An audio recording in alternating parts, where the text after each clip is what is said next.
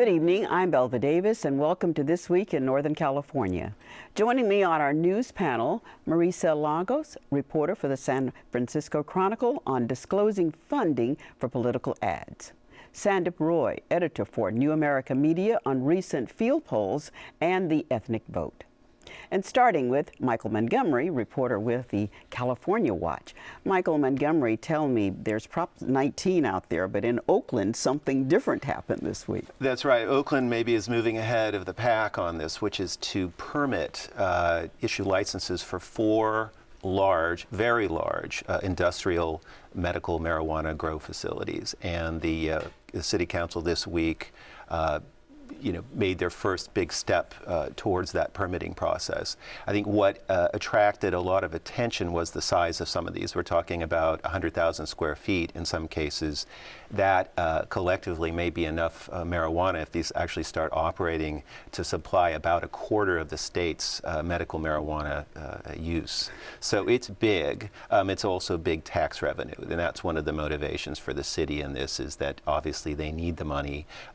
Pot is being grown, or whether it's medical or not, in the city, and I think the council's decided it's time to bring a little bit of order to it. There's a public safety issue, and get some tax revenue, and do it before other cities do it, and other cities that might attract growers out of Oakland.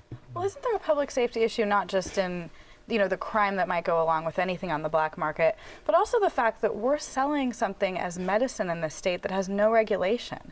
I mean, I find that interesting. Is that part of this conversation, that it could be safer, that they could actually make it, I don't know, organic or? That is. Now, they haven't worked out all the fine details of this. That is certainly an issue that was raised with the city council this week, which is toxins in the marijuana. There's also just other issues, other toxins, metals.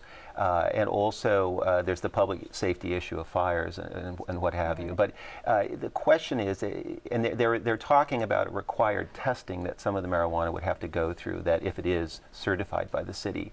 That's new territory. Right. I mean, that has not been done in many places. So how that's going to be worked out, we're going to have to wait and see. So, Mike, is anybody at all talking about the kind of the irony of the fact that they might be hiring, but Oakland laid off all these police officers, and they might be hiring back police officers with pot tax money, the police officer sponsored by pot. In the end, who is going to be the arbiter of deciding, whether it's all going to be legal or not?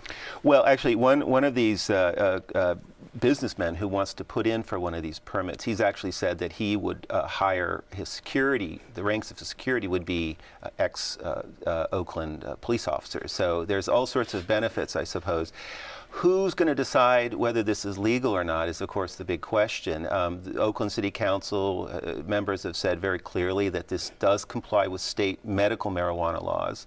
The federal government might have a different opinion on that. We talked to a lot of federal officials this week. They didn't want to go on the record.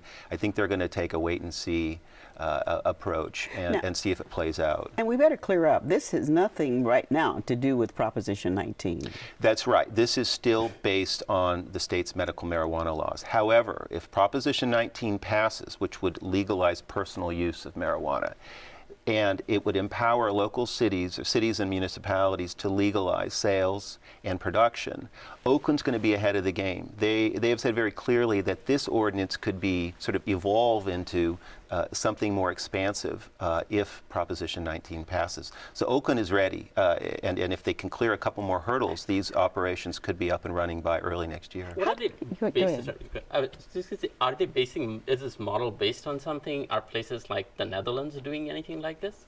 I talked to some academics like at the RAND Corporation who've looked into this. There is some large-scale marijuana production, licensed marijuana production done in the world. Most of it's outdoor. Most of it is done for governments. As far as these researchers have found, there's nothing like this in the world in terms of indoor industrial facilities. What's happening in Oakland? Last week, a vote to really hold the barriers on on their negotiations with the police department, and this week they're going to become the pot capital of the world. Is there new leadership brewing over there, and or is there just no opposition to these things? Well, it was interesting listening to the debate this week. There was very little opposition to the question of whether or not to legalize medical pot growing or regulate it. The fight was over the tax rate. Frankly, it was really about taxes, I think city officials would say, look, this is going on now. It's a prudent thing to do to bring it under some kind of control. It's what they did with the dispensaries some years ago when they were sort of out of control. So there is a logical argument to be made that it's in the interest of pretty much anyone in Oakland to try to regulate this and bring some order to it. And it's not the first time. I mean, San Francisco, it never went anywhere, but did have a supervisor a year or two back present an ordinance that would let the city grow its own pot so that they could kind of get in on the business and talk about the safety issues and all that. But we haven't even seen that in crazy San Francisco. Well, so we have agreement in Oakland to move ahead in the pot world.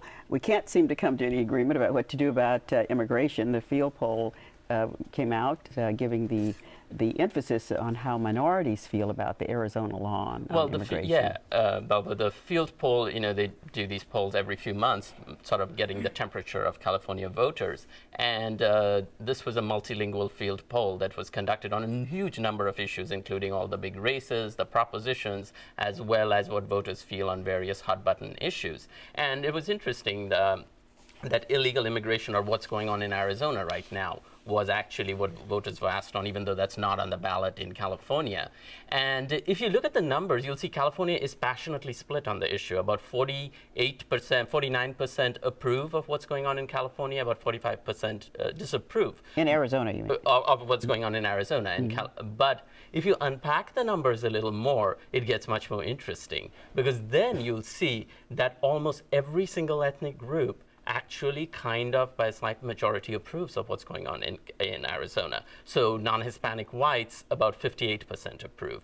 African Americans, 53%. Asian Americans, 50%. What's making it seem split that evenly is because the Latinos, overwhelmingly, 71% disapprove of what. And of that 71%, about 64% strongly disapprove. So in a way, you could say this is an example of the power of the ethnic vote, because that Latino vote is actually skewing the California numbers in a certain directions. But Mark DiCamillo, who's the director of the field polls, he was telling me that it also means that in a couple of years, we might see an Arizona-like immigration measure on the California ballot. And that is probably going to prove very polarizing and divisive.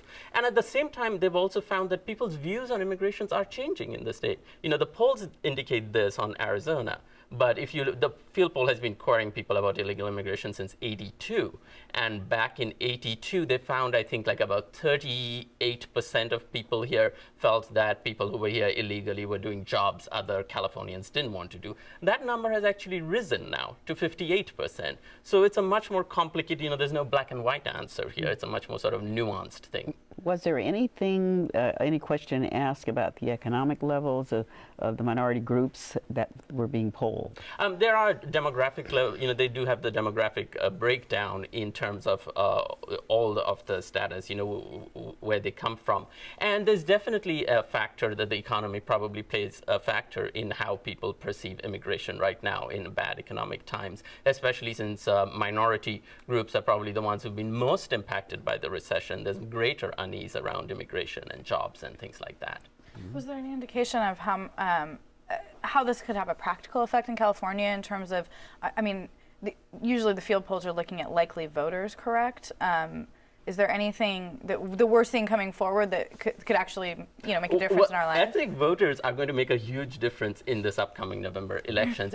They've done a field poll before, and I spoke about this when I came on here before Belva, is that the thing that makes California a blue state are the brown voters, and I'm not talking about the Jerry Brown voters, it's the ethnic voters here. And but those numbers are narrowing. But it is, non-Hispanic whites are actually supporting Meg Whitman and Carly Fiorina at the top of the ticket. But it's the ethnic voters that are making the race kind of competitive right now. On the flip side, for example, on Prop 19, Michael, non-Hispanic whites actually support legalizing marijuana by about 50 to 53%. But if people who are pushing for legalization are listening, they'd better really work on Latinos, Asians, and blacks, because in some of those communities, the disapproval of Prop 19 is around the 60% range. So they could tip the balance. And right now it's kind of 48, 43%, but they could make all the difference in November. So are any other election issues that the ethnic vote could really play a crucial role? I think the Prop 23, the one about repealing the climate change regulations in California, that's one is not doing so well right now. It looks like it might go down to defeat, but the support for Prop 23 is somewhat higher in some of these ethnic communities, again, where the rhetoric of jobs might carry more more credibility, or at the same time where communities that feel these green jobs everybody talking about, it's not really coming into our community at all. And so in fact, among African Americans, Chinese Americans, they are somewhat in support of Prop 23, which would repeal the AB 32. And so there would have to be a lot of work done there in order to make that race. Right now it still looks like Prop 23 might be defeated. Well, it's interesting. This is a different look at polling when you start adding in and breaking down by ethnic groups. When you do that, it might look like California is completely fractious and divided. Yeah. But I'll tell you one thing everybody agrees on is about, our governor wanted to be the post-partisan governor who could unify everybody across all stripes. He succeeded in doing that. Across the board, Republican, Democrat, young, old, Latino, Asian, everybody's giving him a thumbs down. He's got a 22% approval rating, which is the lowest. I think he's tied with Gray Davis right now. Well, moving on to politics, a new turn and a new twist and a new word in looking at elections in terms of what one can do and can't do. That's right. Our state federal or Fair Political Practices Commission is looking at possibly changing the way that we handle basically groups that may not be expressly advocating for or against a candidate. So, in an ad right now, if you say vote for Jerry Brown or Meg Whitman, you have to tell not only who paid for that ad, but make public the information about who paid you. And now the FPPC is considering maybe expanding that to say, if you run an ad and it really, even if it doesn't say these so-called magic words, vote for, so-and-so is evil, that we want, if a reasonable person would assume that you're trying to impact the election, you should have to disclose who your donors are.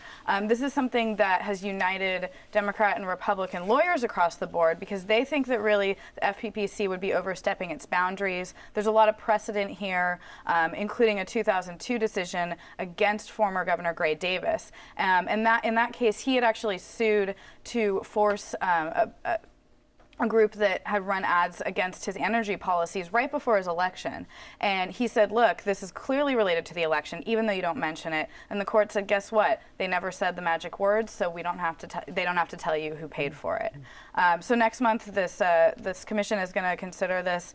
I think we're going to hear a lot in the meantime from all these attorneys who have a lot of opinions about what the Constitution says and what courts have decided in the past. So what are we seeing in this election cycle in terms of this kind of language, this kind of advertising? Is it more or less? Is it how is it playing out this? Well, I think there's a few things at play here. One is that California politics are always sort of have national implications. So you're always going to talk about Prop 23, the climate change initiative. That's actually being bankrolled mostly to this point by an out-of-state oil company.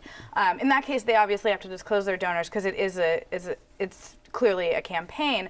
But I think we are going to see with all the unions that are lining up against Meg Whitman, with the various independent groups that are really coming and playing bigger roles now in elections, I think it's fair to say that this will be an issue and continue to be.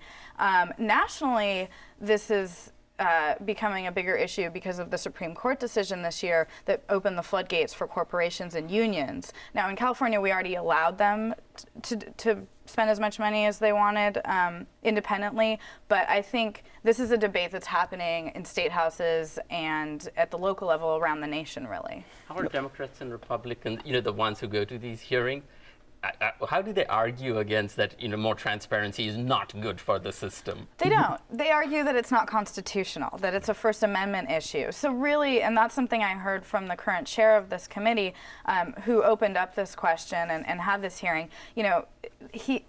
He didn't really feel like that question was answered. What they're saying is that previous court decisions have prevented you from doing this. So it's not about the public good, it's about what the Constitution says. So who was present when this argument was being made? What was the makeup of the audience for it? Well, mostly lawyers. And I think one advocate, a good government advocate, who was speaking in favor of more disclosure, and apparently one woman who had driven 10 hours because she was so angry about an anonymous mailer piece she got in the last election. But all of us open up our mailboxes, get phone calls during elections, and I think that there are valid reasons for voters to want to know not only who is directly supporting a candidate, a campaign, but who is sort of peripherally supporting it, because that kind of tells you something about what that measure or person might do if they're elected.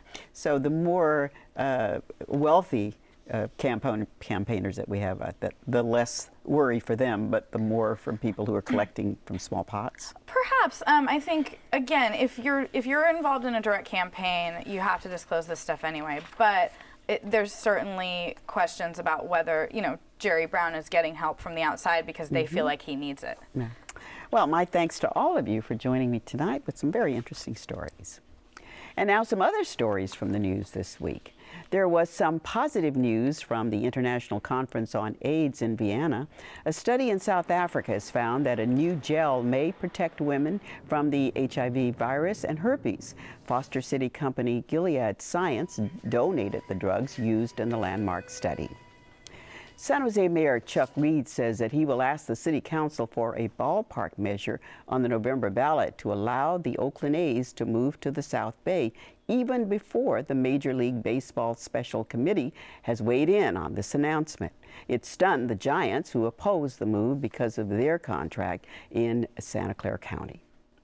Governor Arnold Schwarzenegger has introduced appellate court judge Tani Cantil-Sakauye as his nominee to fill retiring Chief Justice Ronald George's seat on the state Supreme Court. Cantil-Sakauye must be confirmed by the Commission on Judicial Appointments to qualify for the November ballot.